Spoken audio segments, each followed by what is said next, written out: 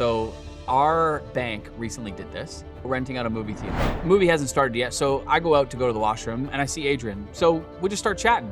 He notices my running shoes and he's like, "Are you a runner?" It was like a 10-minute chat. And then conversation wraps up and he says, "Oh, by the way, if there's any areas of the business you need extra help with or whatever, just let me know." That portion of the conversation, the business portion, lasted maybe 2 minutes. The rest of it was all about like family, running, blah, blah, blah. I share that because what's the real moat around your business? The thing that no competitor, no robo-advisor, and no AI can touch? Here's a little hint. It has nothing to do with your returns.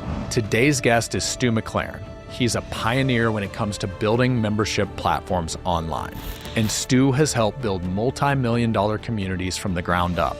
He's spent decades studying what actually makes people stay connected to a business. retention isn't built at renewal. It's built in the first 30 days. You just have to be curious about people. Stu, what's up, my man? Welcome to the show. Buddy, it's great to be here. Thanks for having me. Well, this one we've been trying to align calendars for a bit. And so I'm excited we made this happen. And we were kind of pre-gaming here. I'm like, I don't even know where to go. We could talk life. We could talk our trip to Africa with our families. We could talk technology. We could talk memberships, communities. And you're a man that we can go a lot of different directions. So I always enjoy every conversation we have. Well, I'll let you take the lead, but here's what I know. There is a lot that we can explore. And for me, like I think about as entrepreneurs, we're always navigating a lot of stuff. We're always trying to grow the business. Yes. We're always trying to improve ourselves. Yes. We're always trying to, show up for our families and our communities. And so there's all kinds of things that are on our shoulders all the time. And I think that's why a conversation like this is relevant, because we can touch on all different areas and discuss the things. Well, let's kind of kick this off. When I first met you, it's been, I guess, just a little over a decade ago, around 2015, through our mutual friend, Michael Hyatt. It was a cool season of your life. You were married, you had young kids, but you had just sold, I don't know if it was your first business, but it was your first kind of big exit, wishlist member. And those unfamiliar, it was one of the first, if not the first, membership communities or how to build membership communities online. So you'd really grown up in this cool era of online entrepreneurs when it was just becoming a thing. And so for those unfamiliar, you really kind of in the trenches figured out how to build communities online. I'm sure there's a lot of lessons that came from that still apply today. But if you were going to give advice to a financial advisor out there trying to figure out what's the secret ingredient to building communities, what would be some things you would share? Well, I think at the end of the day, a community is the moat that protects your business from all competition. Because when people feel like they belong to something, it has so much more substance than a straight up transaction. It's a relationship at that point. And relationships are the moat for our business, especially even more so now in the day and age of AI, where AI is automating so much and it's removing, so much of the quote things of the past that used to be valuable, like our information. That just isn't the case anymore. So relationships and community become even more important in our businesses. And what I would say is that when it comes to a community that's sticky, retention isn't built at renewal. It's built in the first 30 days. And so what makes somebody feel like they are a part of a community is a sense of belonging, a sense of direction, like they know where this is going, and a sense of connection. So there's a few things that I encourage people to think about whenever they're designing a community, and they all center around that first 30 days. First things first is clarity. So when people join a community, they need to be clear as far as what this community is about and how will their life be better or different as a result of joining this community. If you can't explain that clearly, then it's going to muddy the waters. And what often happens is people will get in and they'll poke around and they'll be like, didn't find the thing they want, and they're gone. So clarity is really important. They need to know what is the objective of this community? Why are we here? And where do I fit in this journey? So where should I put my focus right now? Because everybody that joins a community is not all equal. Some are going to be in the early stages. Some are going to be further along. And so those people are different. And so we want to be able to direct them accordingly. So clarity is really important. What is the purpose of this membership and community? Where are we taking people? And where does somebody fit? And what should they focus on? That's number one, clarity. Number two is connection. So, Brad, I was sharing with you that the house that we moved into here right now, when we moved to this area, we didn't know anybody. This was a brand new area, so that meant our kids were going to a brand new school, and there's always challenges. Any parent watching and listening can understand that. Like, kids are nervous, we're nervous because the kids are nervous. All we want is just for them to feel settled, And so I remember that first day, we walked the kids to school and we drop them off, and Amy and I are like, please just let this be a good day for them, And fast forward to the end of the day, we go pick them up, and I'm just like kind of watching for, who comes out first. And Marla, our daughter, comes out, and she's got this big smile on her face. And I was like, oh yes, this is a good sign. So she comes running out, and I'm like, how's the school? She's like, Dad, this is the best school ever. I'm like, really?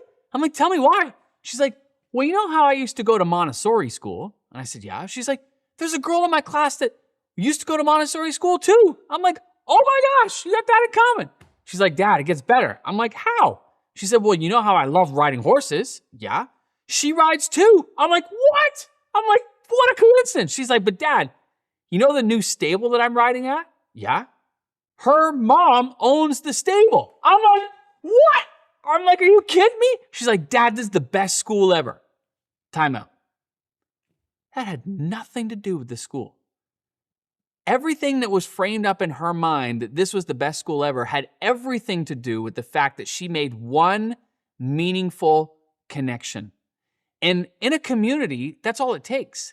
All it takes is one meaningful connection and relationship.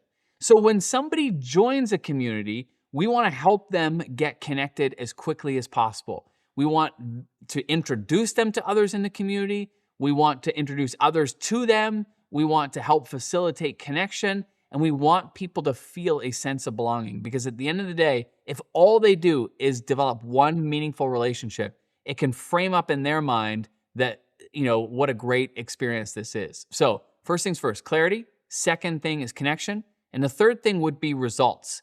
And what I mean by that is, like, typically people are joining a community because they're wanting to better their lives in some aspect.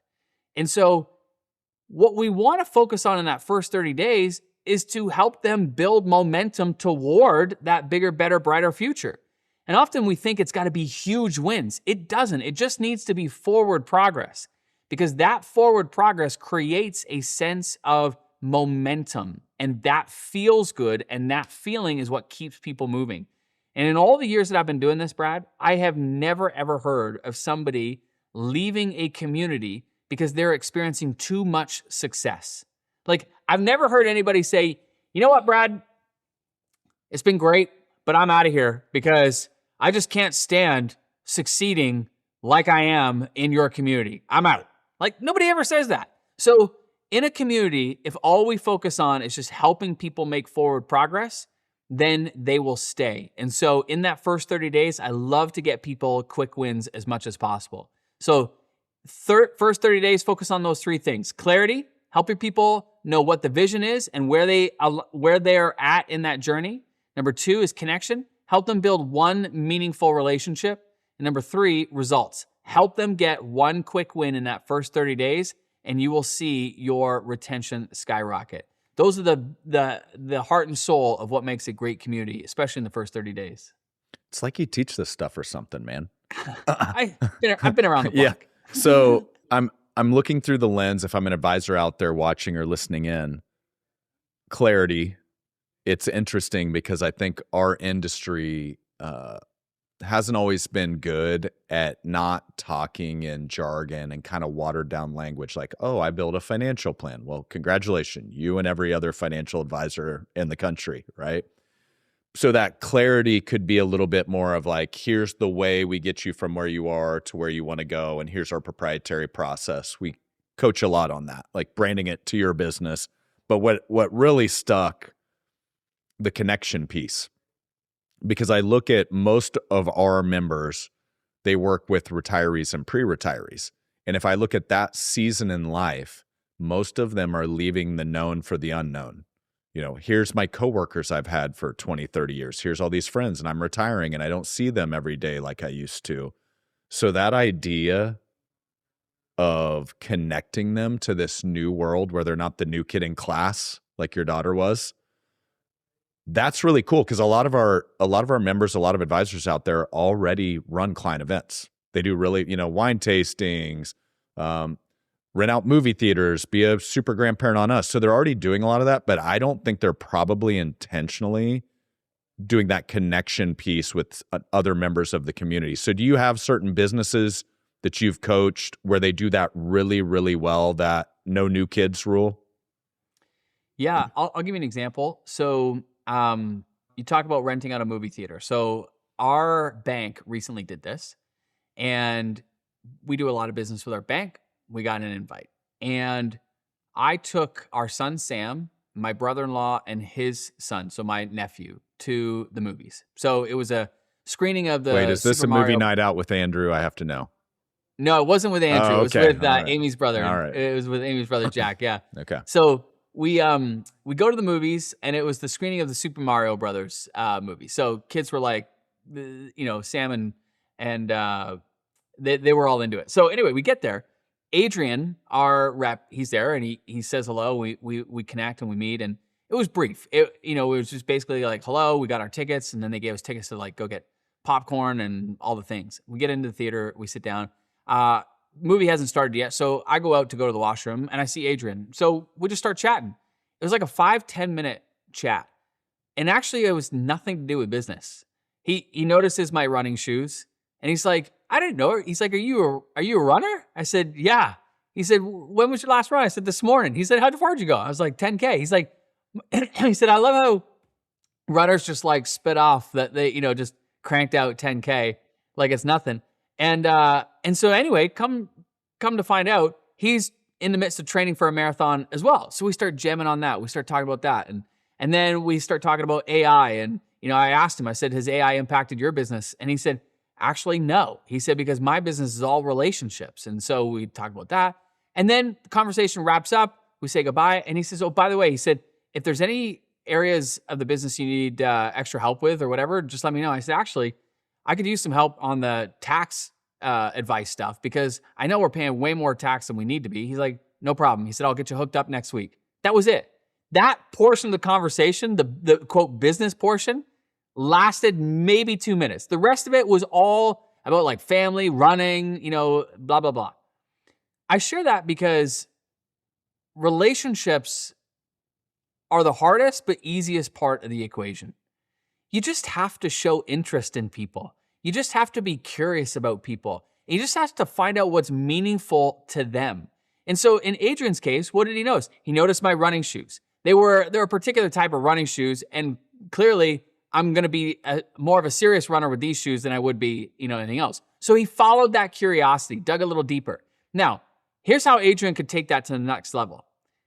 If he's had those conversations with other people, other of his clients, who may be in the area that are also runners, that would be an opportunity to say, hey, Stu, meet Dave. He too loves running on the trails. You guys don't live far from each other. There's a bunch of trails. You guys should go and connect and go for a trail run together. That's the kind of stuff that it just takes that little bit of extra effort, but it's making that connection. And now it's not just about Adrian. Now it's about like this network of people that I belong to. And that's what makes that community more and more sticky. And so here's the lesson. As financial advisors, one of the things that you want to do is you want to get curious about your clients, and you want to find what I call connection points. So what are the things about that person that others could have in common? Maybe it's their passions. Maybe it's their interests. Maybe it's the fact that we have an adopted son from South Africa. And so now that's a connection point, because anybody who has an adopted child or is adopted, there's an immediate connection there. Maybe it's about athletics, like the running or CrossFit or whatever it might be. Like, find those connection points. But the only way you can find them is if you get curious. And so when somebody joins your community, find out about them, get curious about them, and then find the connection to others within your community and introduce them. Love that. You mentioned a couple times those first 30 days, how important those are to every community. I would assume you have some sort of a playbook that you've refined over the years that creates that clarity, that connection, obviously the result, some form of a result in the first 30 days. Is there anything, as we start to look at kind of the checkpoints in that first 30 days, that are really important to make sure they happen no matter what? Well, I would say... And maybe let's apply it to finance. Like, brought on new client, they're a financial services client in that first 30 days. Here's some things I would be thinking about. Well, here's what I know to be true. Anytime somebody is learning something new, it can feel overwhelming. And so as a financial advisor, it's second nature to you to just, zoom up, develop a financial plan for somebody and know that, okay, bump, that's going to lead to this, that'll lead to that. And then 5, 10, 15, 20 years from now, boom, there's the result that you get. Now, that's simple to you. That can feel overwhelming to them. So one of the things that I talk about in my book, Predictable Profits, is creating what I call a success path.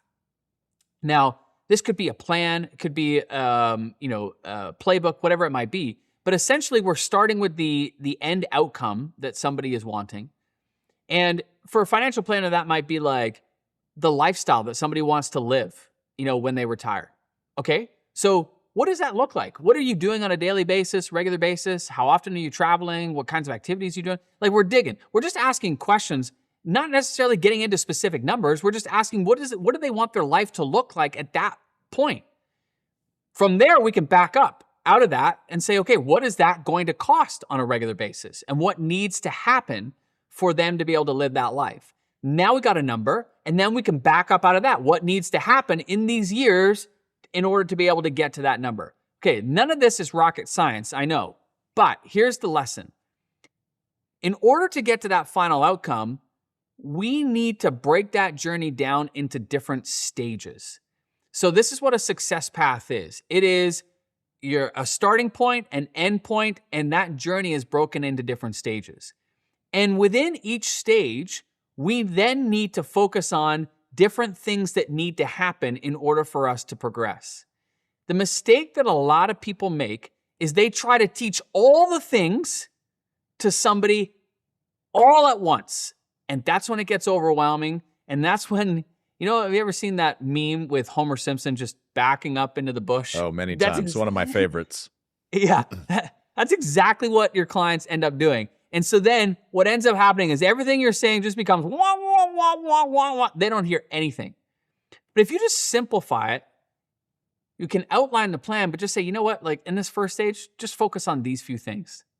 You don't have to worry about all that other stuff. Right now, in this season, just focus on these few things. That's like a breath of fresh air, because that takes this weight of, oh my gosh, we have to build all of this for retirement, to like, no, you just need to focus on these few things right now. And if you do this, you will naturally progress to the next stage, to the next stage, and to the next stage. So I think as a financial advisor, your job is to simplify this process, is to provide clarity, simplify the process, and make it feel light and manageable by just giving them a few things to focus on right now that will lead to the progress that they're after. Is that making sense? Yeah, for sure. You hit a few things that we preach on this show, which is not focusing on the math, the numbers, the spreadsheets, getting out into the details, which is honestly how a lot of financial advisors were trained. They were trained to sell another company's products. So of course that takes them right down into the weeds, as opposed to starting with the end in mind. What is all this for? Would it actually mean to Stu and Amy in their retirement once they're empty nesters. Where do they want to go? Where do they want to live? What do they want to do on the daily? So you hit a lot of key points that unfortunately our industry is really bad at creating bad habits around. Back to the overwhelm. I love that. You took me to one of the most successful firms that I've ever worked with. They're bringing on close to $500 million organically a year. And they use a phrase over and over: Rome wasn't built in a day. We're just going to start with this. And what it does, to your point, instead of everything that's overwhelming them, it just simplifies it to here's the next step we need to take. That's all that matters. So are there other frameworks just around the clarity, simplification that you've seen over the years, or should we move on to the next thing? But I think that's really, really key and gets messed up a lot in finance. Yeah, I think that whole success path is really important in the clarity, and then helping your members get clear on what is the next right step for them. That in and of itself will eliminate a tremendous amount of overwhelm and will get them moving in the right direction. And that momentum is what matters, because then once they are experiencing momentum, we can reflect back to them where they were and where they are now. And that feels good. Like, humans love progress. And so when you have a success path like this, you have a measuring stick of progress. So often, people focus on where they are and where they want to be and the gap in between. And we don't spend enough time focusing on the gain. And this is straight from the Gap and the Gain book by Dan Sullivan and Dr. Ben Hardy. And so the same is true in the financial advisory space. Like, if all you're doing is focusing on the gap, that doesn't feel anywhere near as good as here's where you were and look how far you've come. That's a freaking amazing. Hoorah for you, right? Like, that feels better, and that feeling is what keeps people connected and moving forward. So I think, money is a really fascinating thing, because on one side, it is definitely very intellectual, very numbers, very math.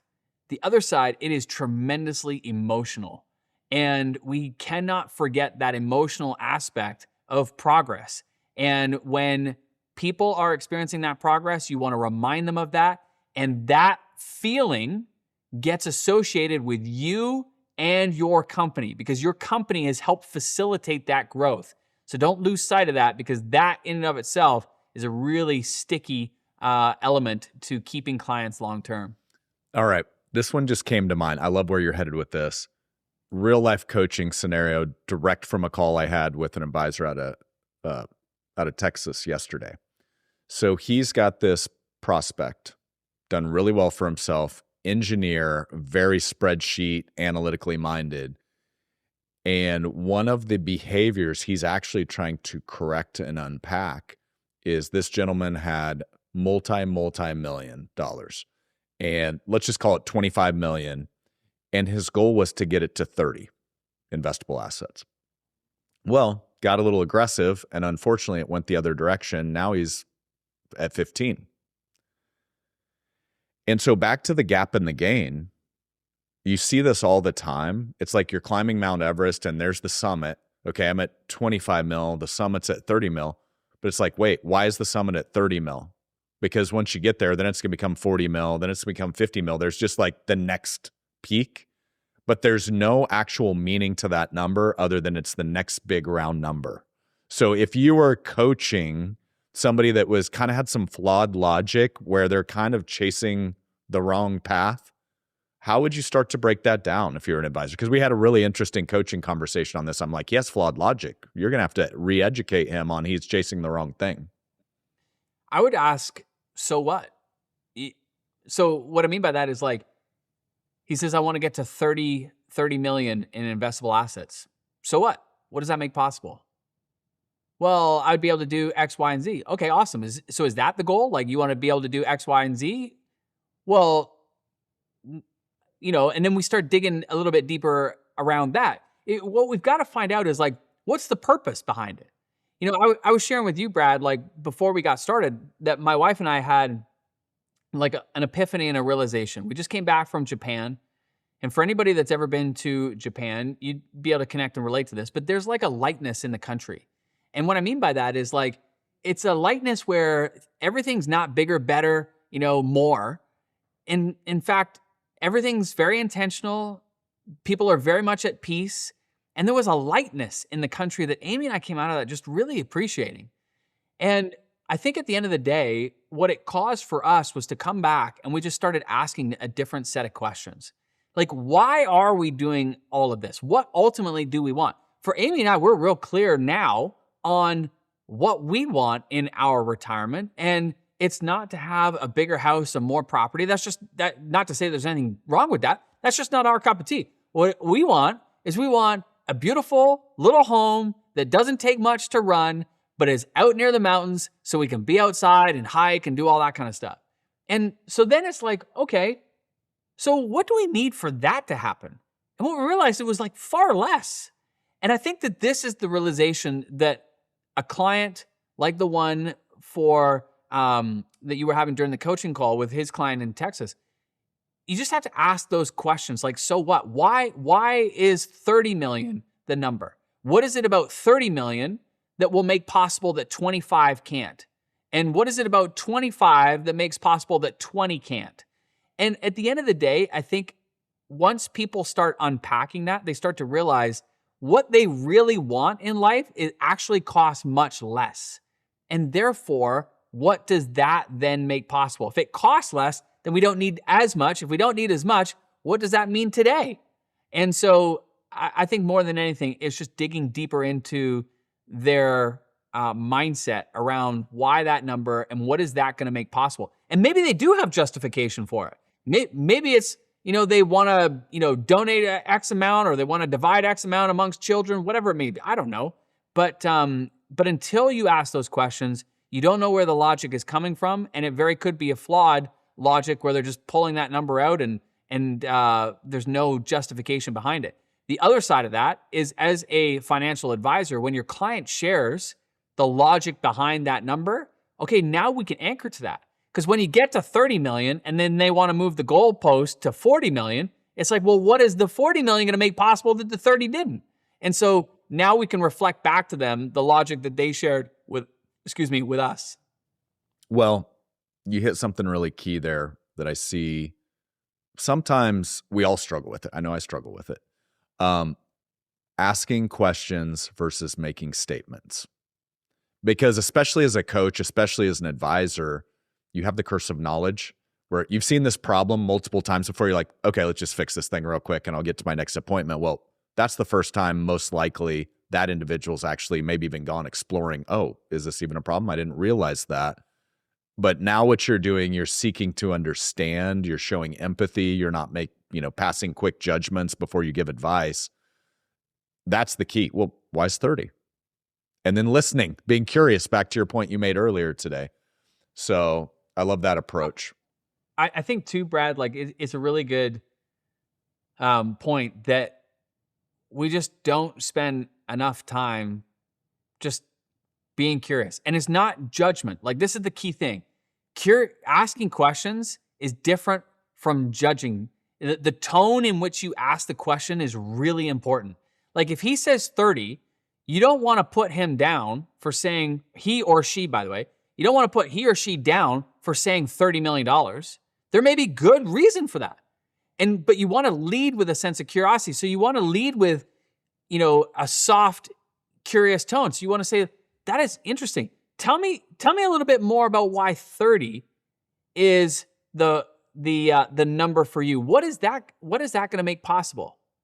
And so you're leading with curiosity, and you're coming from a place of curiosity, not a place of judgment. I think that's really important because the tone matters. If I were to ask that question, well, why 30?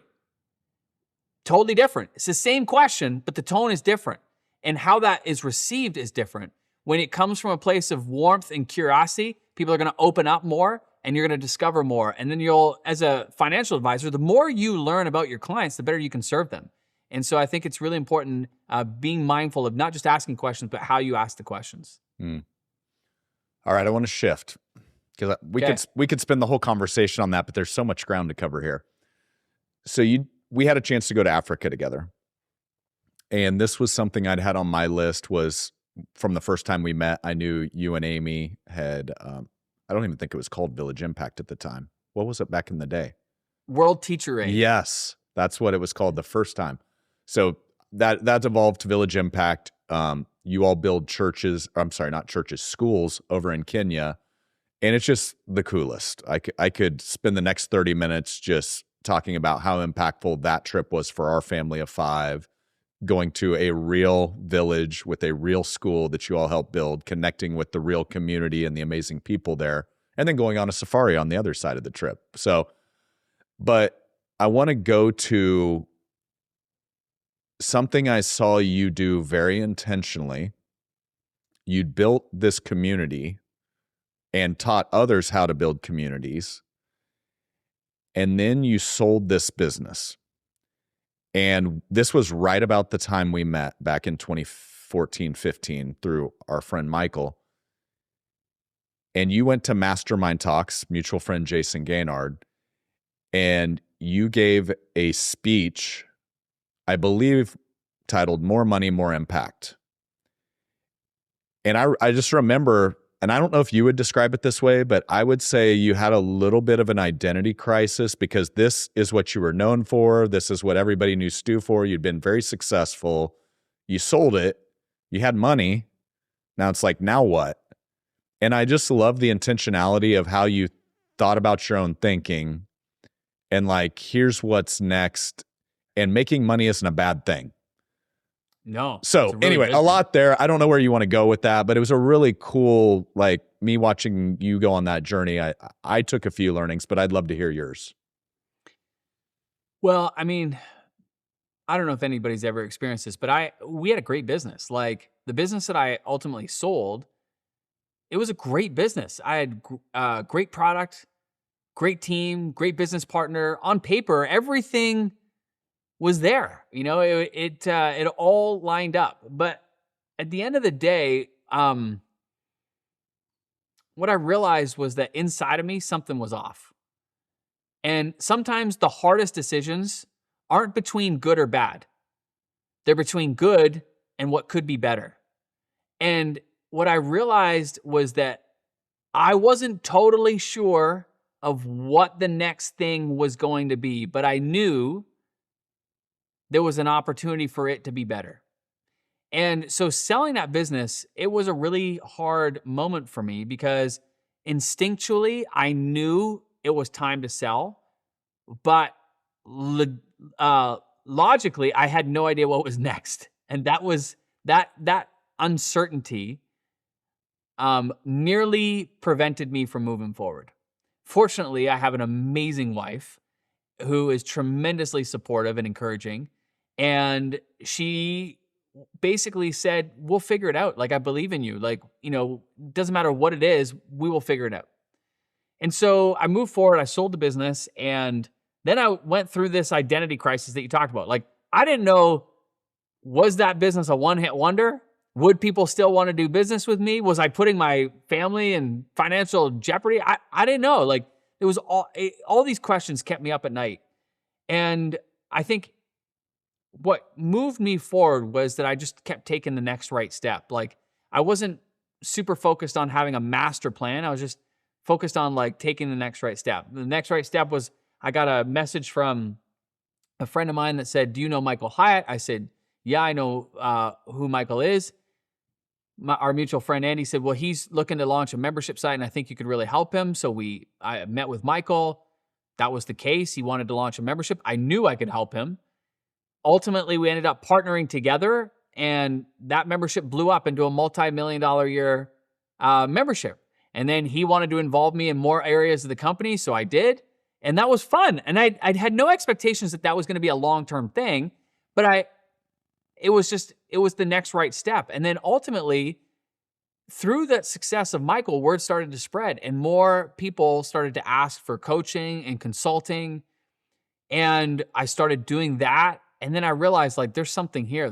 And I had an incredible mentor who, you know, really gave me the push to go out on my own and teach this stuff. His name was Reed Tracy. He's the CEO of a big publishing company called Hay House Publishers.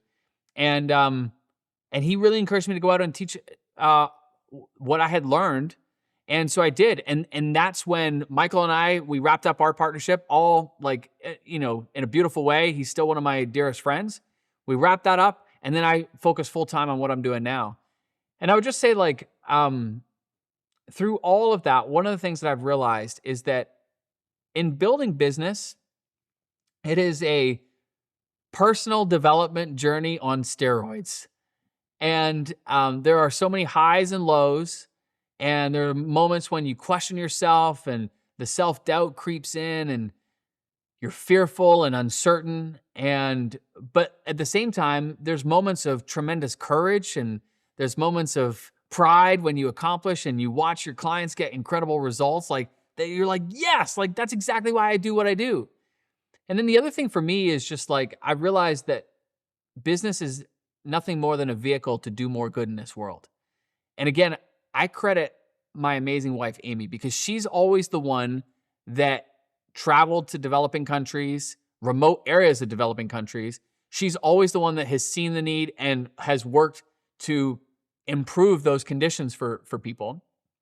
But where she really inspired me was realizing that business can be this tremendous opportunity to have business is a tremendous opportunity to do a lot of good. And I had an epiphany moment the very first time that we were looking to build our very first school in Kenya. And I'm talking to the chairman of this community and I'm just asking questions, trying to figure out like how much does it cost to fund the full-time salary of how much does it cost to build the school? And then one of the questions I asked him was, how much does it cost to fund the full-time salary of a teacher? And I'll never forget this moment because he stopped and he thought for a moment and he said, it's about $100 a month. This was back then. And the software, my first software company, we would sell a single site license for $100. And I just made this connection. I'm just like, oh my gosh, like if I sell one more license this month and I just allocate that money to fund the full-time salary of the teacher, imagine the impact I could have. And then the real light bulb went off, which was, well, wait a minute. What if I sell a whole lot more and I dedicate a whole lot more to the people and causes I'm passionate about? Imagine the impact I could have then. And that was a turning point for me because what I realized was the more money I make, the more impact I can have. And if I'm just being point blank straight up, I used to struggle with making money. I used to feel guilty about it. You know, I've got two of the most amazing, hardworking, blue-collar parents you could ever ask for. And they work hard their entire life. And, you know, in my mid-20s, I was making more than both of them combined. And I was still living in my parents' basement. So, like, how, juxtaposed is that? But I used to feel really guilty about making money because of that. And my subconscious would kick in and I could never get past a certain income level because my subconscious would be like, whoa, Stewie, like that's way too much. You don't deserve it. You know, your parents work way harder than you. You don't deserve that. But that moment in Africa, it was like a switch that unleashed my potential because what I realized was that making money is a really good thing. And making money is not a selfish thing. In fact, making money is a very honorable thing because the more money you make, the more you can give. And the more you give, the more good you can do in this world. And that was a turning point for me. I went immediately, the very next year after that, we made millions. And I've since gone on to make tens of millions a year.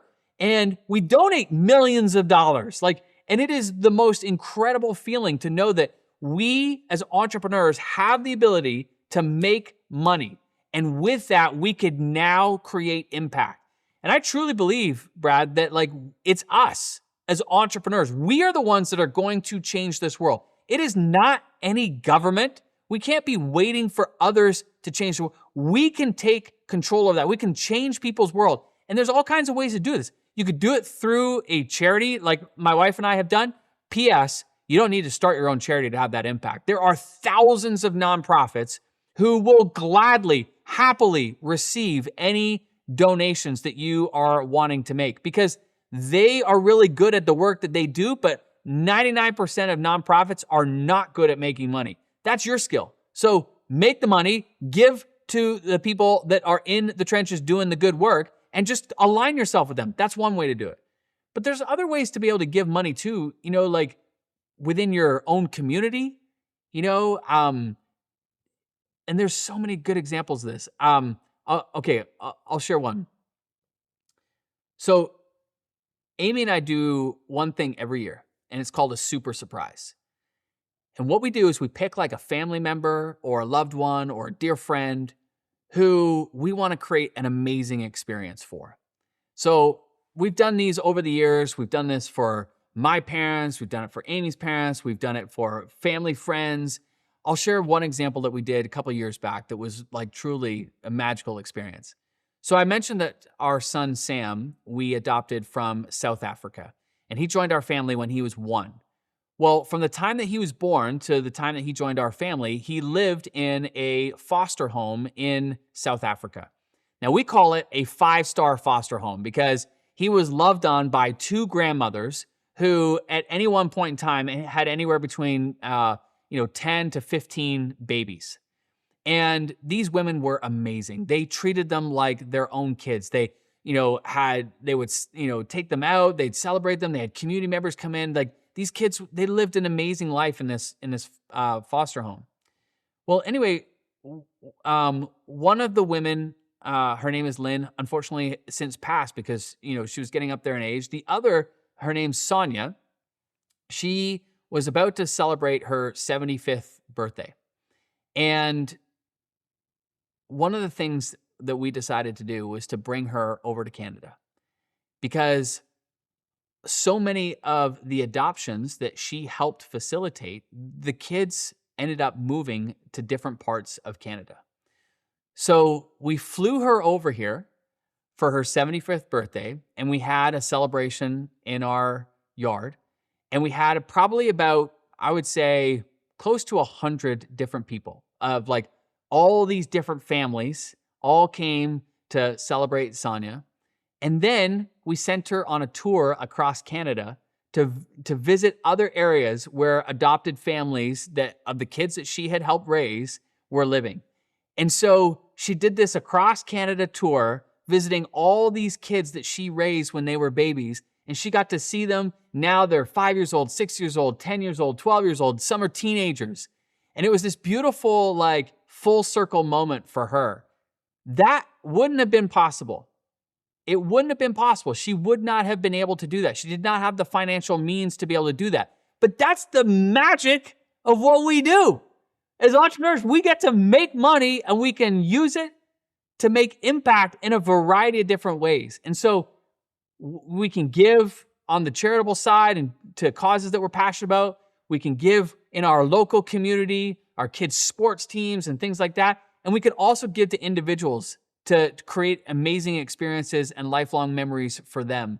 And so I am passionate about business. I love making money. Universe, I love making money because when we make money, we can do a whole lot more good. And so that moment, in Africa, when I had that light bulb of, oh my gosh, if I just make a little bit more and give a little bit here, it can make an impact. Oh my gosh, if I just give a whole lot more, I can make a whole lot more impact. That was life-changing for me. And so, at that point, when you were talking about that moment in time, I was in a crossroads because I just sold the company, was unsure of what to do, just kept taking the next right step. And then eventually I found my footing and found my next thing. And this next thing has been everything that I've ever wanted and so much more. And we've made more money than I could ever have imagined. And we've given away more money than I could ever have imagined. And we've had a whole lot of impact, both through our products and services, but also through the causes that we've supported. And it's something that I'm tremendously proud of. Stu, you're the best, man. What I love about you, and it's every time, like we don't, I think we average maybe one conversation a year, maybe a few texts throughout the year. I just love your vibe. It's infectious. And you actually brought something to mind that I need to start doing more of. I don't know what you called it, but you called it, we call it secret shopping. And oh, yeah. You remember the grocery store idea from back in the day? Yeah. Well, I'll share it here because it's been impactful to our family and I've done it with some of our team. But typically we do it around Thanksgiving. around the holidays here where people are going out cooking meals for their family. And I probably butchered the execution on this. You probably have some steps you can add, but basically we just go get a envelope full of cash. We'd go talk to the local grocery store manager and say, hey, wear like a colored hat that's easy to pick out, but basically roam around the grocery store and secretly pay for people's groceries anonymously. And we did this when the kids were little. Like they're like sitting there like, oh, let's buy their groceries. We're like, shh, don't tell. And I'll never forget. So I got that idea from you. And there was this lady that I remember we were walking around. And she was literally pulling out her coupon book. You could tell she was down to the penny. And she was probably 80, 85 by herself. And so we just kind of roam around, tried to make it not obvious that we were like stalking around the grocery store. And when she goes to check out, we get right behind her in line, which is the signal to the clerks that we're going to buy her groceries. And she immediately struck up this conversation with the clerk. She was a regular there. Hey, honey, how you doing? Blah, blah, blah. And the checkout person said, hey, Mrs. Such and such, is there anything I can do for you? She's like, well, you could buy my groceries. And I remember like the universe just signaling right there. I was like, wow, this lady has no idea what's about to go down.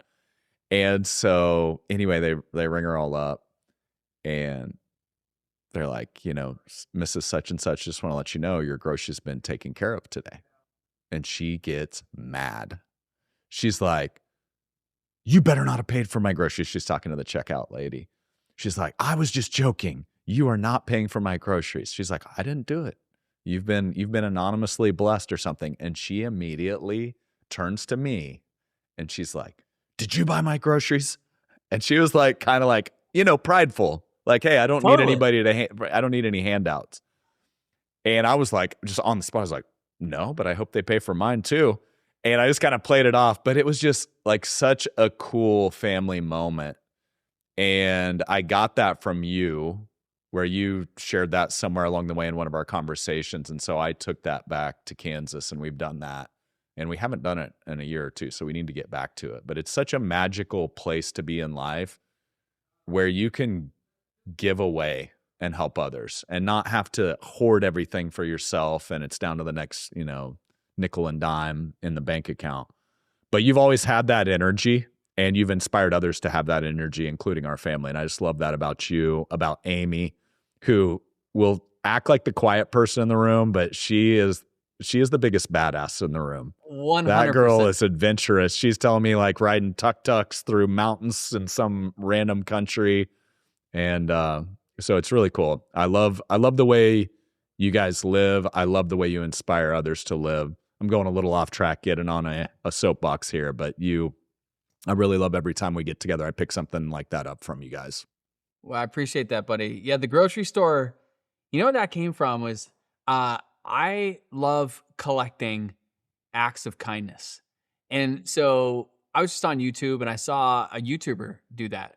And I said to Amy, like, we got to do this. And what I loved about the whole grocery store thing is that oftentimes when you give, you don't get to see, the magic of that moment of somebody receiving it. And that's what I loved about the grocery store thing, is because in the same way, like we had different reactions. Like we had one guy on, I'll never forget, he gets told that his groceries are paid for and he's like, are you serious? And the clerk's like, yeah. And he's like looking around. He takes the groceries and boom, he was gone. We had one of those too. He's like, I'm out of here before they catch me. Yeah, exactly. And then we had another one oh my gosh, it was so moving. She just broke down. She just broke down right there, and because it was a very similar situation. She was, it was super tight, and you could tell she had so much pride. She wanted to create an amazing meal for her family, but she was very careful of what she could afford and what she couldn't. And she just broke down, and it was just like, that was a great conversation to have with the kids afterwards of, just how these little acts of kindness can have such a huge impact on people, and that there's always room for kindness. And so I just love those moments, and I love collecting those ideas. And by the way, somebody that's really tremendously inspired me in this regard, if you go on YouTube and you just search for the video, The Secret Billionaire, it's about a 50-minute video, and it's a documentary on a gentleman who was the creator of the airport duty free. Yes, I was thinking that's who And it was. his name is Chuck Feeney.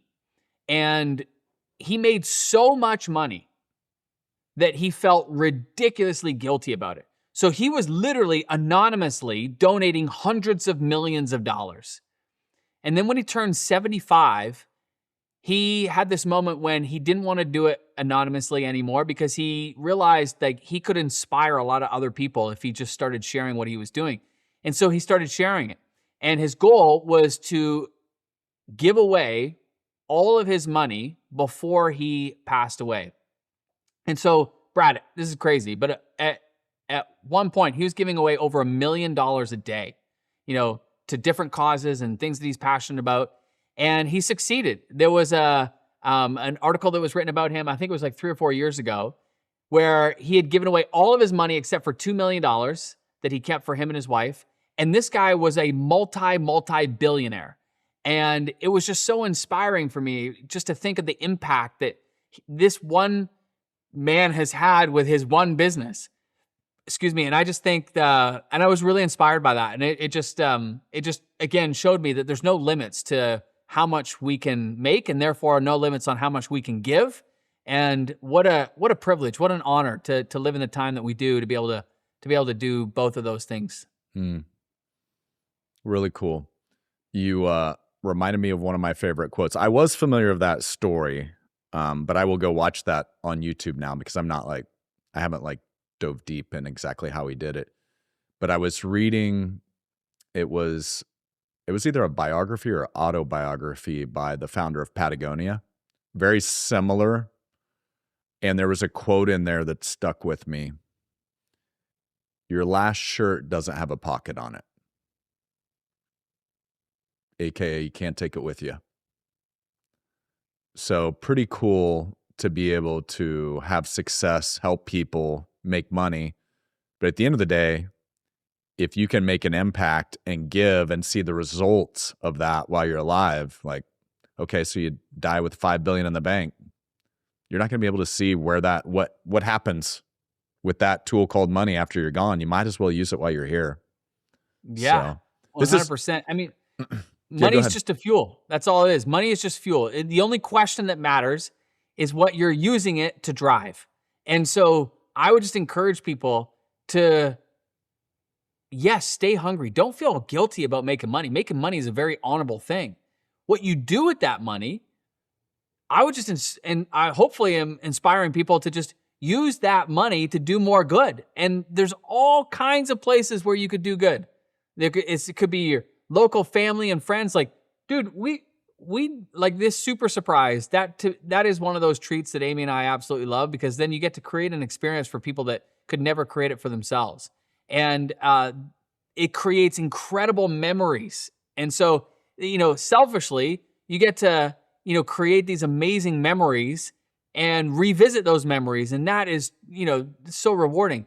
But you can give to your local community, and you can give to, causes that you're passionate about. There's all kinds of ways that you can use that money. And so, at the end of the day, I love making money. I love business. I'm so grateful that I've ended up in this entrepreneurial path, because it's cracked me wide open. And Amy is a big reason for that. And, I don't know that I would have had the moments that I've had if it weren't for her. And so I'm so grateful to her for that. But yeah, it's been a fun journey. Well, and you're raising great kids. You're modeling it to them. And one of the reasons it was really important to me to go on this trip to Africa with our full family was I kept asking super successful people, how do you not raise spoiled and entitled kids? Because I was similar to you. I grew up on a farm in the middle of nowhere, Kansas. We didn't have anything. And my kids are fortunately growing up or maybe unfortunately in some ways, growing up in a very different environment where they have a lot of things that are just, they haven't had to think about.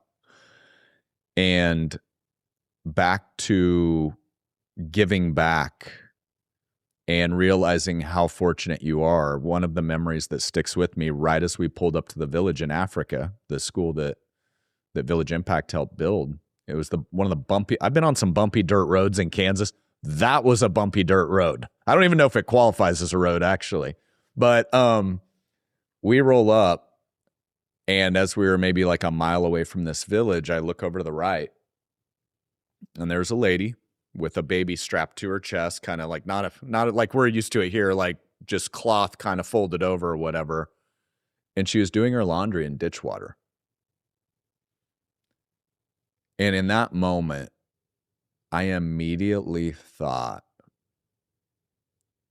wow, a bad day where I come from is a good day here. Like from the stuff, you know, not the family, not the connections, but like doing your laundry in ditch water. I can't even imagine. And immediately there was a sense of gratitude that I had that I didn't have before. And I know that impacted our kids tremendously, just realizing how fortunate they are, how blessed they are. And so I told you this a few times in Africa, but thank you to you and Amy for helping create that experience. You guys do an incredible job. You've taken many trips, and one of the most impactful trips I've ever taken in my life, including, and it was impactful because I took my whole crew with me. So appreciate the fact dude, of how I you all appreciate make that possible. It was a ton of fun, and it was fun to see how your kids connected with the kids in Africa. And initially a little bit nervous, a little bit cautious, unsure. By the end, full on like playing football and hanging out with the kids, and it's super fun to watch that transformation happen.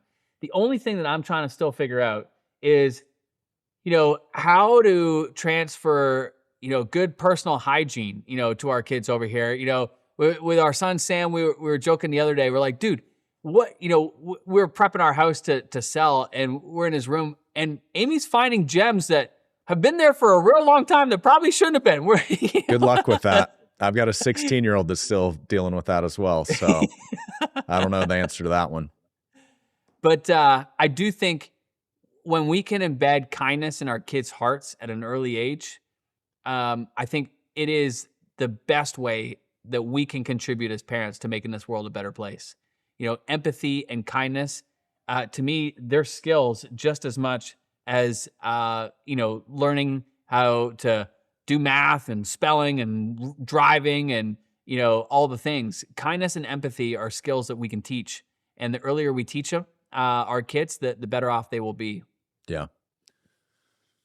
Couldn't agree more. And it's very much needed in today's world. So, well, my man, it's Friday. We're coming up on an hour. As always, I didn't know where this conversation was going to go, but I knew it would be awesome. So thanks so much, Stu, for hopping on here. And the front end was some business learnings and community learnings. And then we got into a lot of life and stuff that really matters the most at the end of the day. So appreciate you as always, my man. Yeah, thank you. Thanks for having me. All right. Till next time. See you, everybody.